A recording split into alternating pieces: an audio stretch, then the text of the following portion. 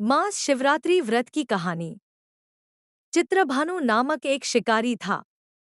जानवरों की हत्या करके वह अपने परिवार को पालता था। वह एक साहूकार का कर्जदार था, लेकिन उसका ऋण समय पर न चुका सका। क्रोधित साहूकार ने शिकारी को शिवमठ में बंदी बना लिया। संयोग से उस दिन शिवरात्रि थी। शिकारी ध्यानमग्न होकर शिव संबंधी धार्मिक बातें सुनता रहा। चतुर्दशी को उसने शिवरात्रि व्रत की कथा भी सुनी।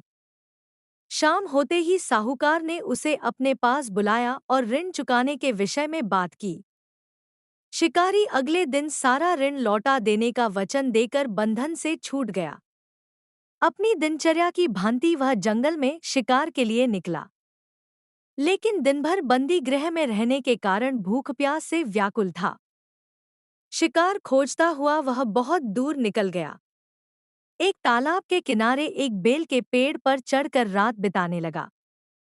बिल्व वृक्ष के नीचे शिवलिंग था जो बिल्व पत्रों से ढका हुआ था। शिकारी को उसका पता न चला। पड़ाव बनाते समय उसने जो टहनियां तोड़ी, वे संयोग से शिवलिंग पर गिरती चली गई। इस प्रकार दिन भर भूखे प्यासे शिकारी का व्रत भी हो गया और शिवलिंग पर बिल्वपत्र भी चढ़ गए। एक पहर रात्रि बीत जाने पर एक गर्भिणी हिरनी तालाब पर पानी पीने पहुंची। शिकारी ने धनुष पर तीर चढ़ाकर ज्यों ही प्रत्यंचा खींची, हिरनी बोली, मैं गर्भिणी हूं, शीघ्र ही प्रसव करूंगी। तुम एक साथ दो जीवों की हत्या करोगे, जो ठीक नहीं है। मैं बच्चे को जन्म देकर शीघ्र ही तुम्हारे समक्ष प्रस्तुत हो जाऊंगी, तब मार लेना। शिकारी ने प्रत्यंचा ढीली कर दी और हिरनी जंगली झाड़ियों में लुप्त हो गई। प्रत्यंचा चढ़ाने तथा ढीली करने के वक्त कुछ बिल्व पत्र अनायास ही टूटकर शिवलिंग पर गिर गए। इस प्रकार उससे अनजाने में ही प्रथम प्रहर का पूजन भी संपन्न हो गया। कुछ ही देर बाद एक और हिरनी के समीप आने पर उसने धनुष पर बाण चढ़ाया। तब उसे देख हिरनी ने निवेदन किया, मैं थोड़ी देर पहले ऋतु से निवृत्त हुई मैं अपने पति से मिलकर शीघ्र ही तुम्हारे पास आ जाऊंगी। शिकारी ने उसे भी जाने दिया। रात्रि का आखिरी पहर बीत रहा था। इस बार भी धनुष से लगकर कुछ बेलपत्र शिवलिंग पर जा गिरे तथा दूसरे प्रहर की पूजन भी संपन्न हो गई। तभी एक अन्य हिरनी अपने बच्चों के साथ उधर से निकली। उसने धनुष पर तीर चढ़ाने में देर नहीं लगाई। वह तीर छोड़ने ही वाला था कि हिरनी बोली, हे शिकारी, मैं इन बच्चों को इनके पिता के हवाले करके लौट आऊंगी। इस समय मुझे मत मारो। शिकारी हंसा और बोला, सामने आए शिकार को छोड़ दूं, मैं ऐसा मूर्ख नहीं। इससे पहले मैं 2 बार अपना शिकार खो चुका हूं। मेरे बच्चे भूख प्यास से व्यग्र हो रहे होंगे। हिरनी ने फिर कहा, जैसे तुम्हें अपने बच्चों की ममता सता रही है, ठीक वैसे ही मुझे भी। हे शिकारी, मेरा विश्वास करो, मैं तुरंत लौटने की प्रतिज्ञा करती हूँ। हिरनी का दुख भरा स्वर सुनकर शिकारी को उस पर दया आ गई। उसने उसको भी जाने दिया।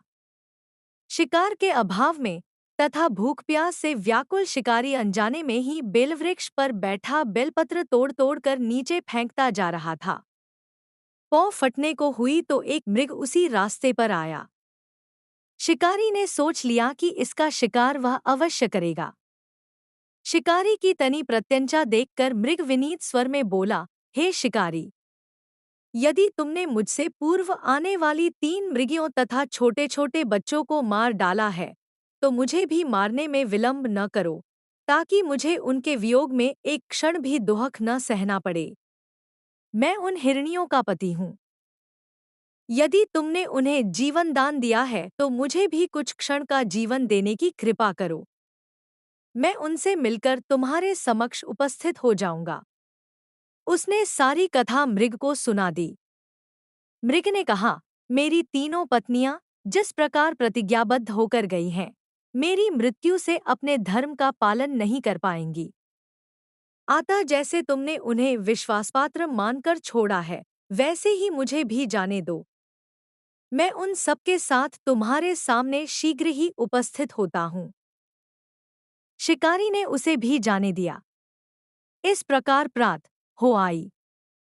उपवास, रात्रि जागरण तथा शिवलिंग पर बेलपत्र चढ़ने से अनजाने में ही पर शिवरात्रि की पूजा पूर्ण हो गई।